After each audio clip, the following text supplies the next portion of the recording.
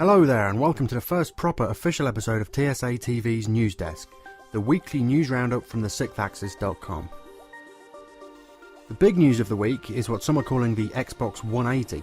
Microsoft have announced that they will be dropping a lot of the controversial restrictions on the Xbox One in response to consumer feedback.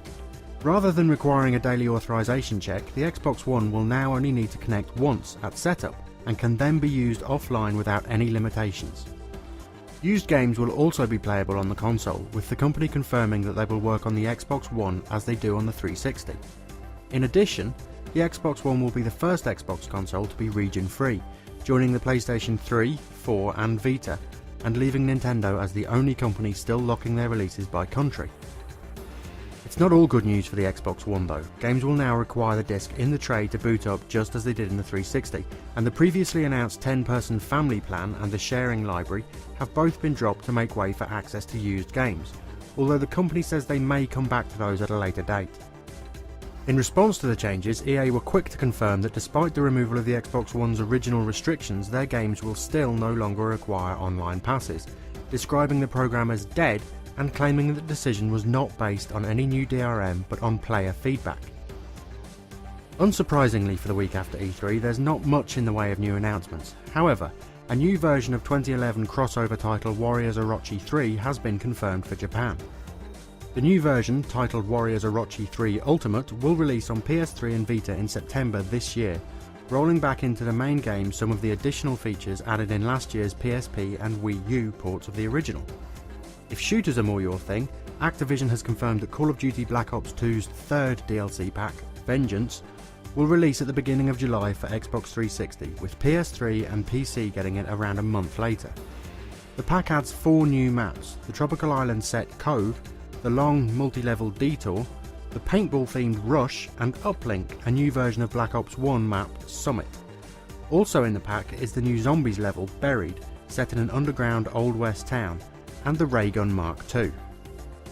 There's confirmation too that the first DLC for the Bureau, XCOM Declassified, and EA's Battlefield 4 will be timed exclusives for the Xbox 360 and Xbox One respectively. Away from the Xbox, and Sony have announced that the Vita Mega Pack, which combines an 8GB memory card with 10 games including Little Big Planet and Wipeout 2048. The Mega Pack retails on its own for £40, although it can be found online for around £25. And will also feature in a new bundle along with the Vita console itself. In other news, an apparent leak from Valve's project management system Jira suggests that both Half-Life 3 and a third Left 4 Dead game are in development at the studio. The leak, which if true seems to date from this spring, also notes teams working on a new version of the Source engine and mysterious projects titled Microbe Wars, Cries Unheard and The Grange. Meanwhile, references in a new beta version of Steam suggest that the ability to lend and borrow games may soon be coming to that service. Also in things that might be happening, Ubisoft's CEO has suggested work is in progress on new Prince of Persia and Far Cry games, as well as noting that the 2008 teaser for Beyond Good and Evil went out before it was quite ready. Last we heard, creator Michel Ancel was looking to move back onto the project when work on August's Rayman Legends wraps up. Sony's Jim Ryan has mentioned in an interview that the company might have more news on long-in-development Team Eco title The Last Guardian in the future, with a PR rep from the company confirming in the same interview that the title does, at least, exist. And it seems that much-anticipated zombie survival game DAYZ may become a de facto console exclusive for the PS4. Speaking to Edge, creator Dean Hall said that whilst he would be happy to see the game on any console, it would need to be indie-friendly, specifically calling out the inability for developers to self-publish their games on the Xbox One. Moving back to games actually coming out in the foreseeable future, the director of Assassin's Creed 4 has hinted at a link between the universes of his game and Ubisoft's other big upcoming game, Watch Dogs, while the first footage of that latter game's multiplayer mode has apparently leaked out, showing tense games of cat and mouse that can break out at any time you're playing as long as you're connected to the internet.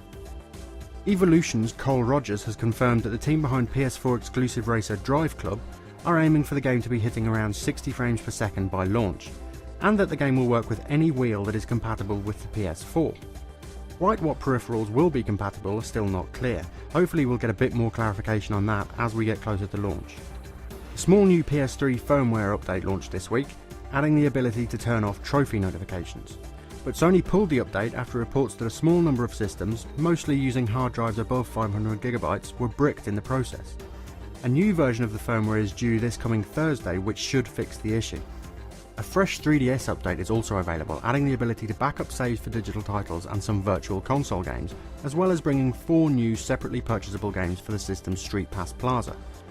Whilst there's been no comment from Nintendo, there are also reports that this update is causing crashes for those with lots of Miis in their plazas. Dodgy updates aside, Sony has clarified what will and won't require a subscription to PlayStation Plus on the PS4. Auto updates and access to the console's social features, as well as use of certain free-to-play games such as Sony's own PlanetSide 2 and DC Universe Online, will be free, while synchronous online multiplayer will require Plus. The company is still undecided on whether the upcoming DECAY streaming service will require Plus or a separate subscription, with Sony Europe Managing Director Fergal Gara stating that the team simply hasn't sat down to answer that question yet. On to this week's charts, and it's a great first week for Naughty Dog and Sony's The Last of Us, with the game not only managing to take the top spot in the UK, but also becoming the 3rd best-selling game of 2013 so far, behind Tomb Raider, which is still 4th in this week's chart, and BioShock Infinite, which is now at number 16. It even managed to gross more in the same opening week than the new Superman film Man of Steel. The week's other big release, the 3DS's Animal Crossing New Leaf, is in 2nd place, with Codemasters' Grid 2 and EA's FIFA 13 rounding out the top 5.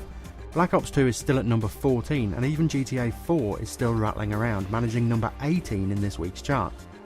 In other sales news, State of Decay has become the fastest selling original title on Xbox Live Arcade, shifting more than 500,000 copies since its release earlier in June. A couple of last little bits to round out this week's news desk. Sony has confirmed that PlayStation Plus subscribers will gain access to PS3 games Battlefield 3, Payday the Heist and Saints Row the Third, as well as Vita titles Ninja Gaiden Sigma Plus and Unit 13 when the July update hits on the 3rd of next month.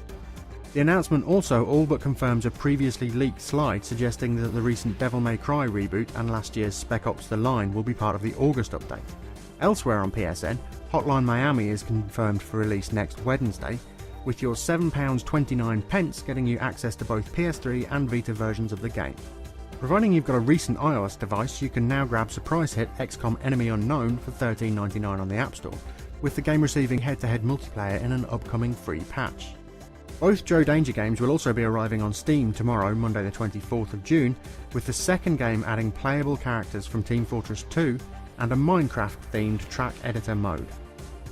That's about it for this week's news desk, but wait, you know we like to treat you to plenty of competitions and giveaways on TheSixthAxis.com, so in celebration of this very show's launch, we're going to be giving away loads of games on PSN and Steam via redeemable codes.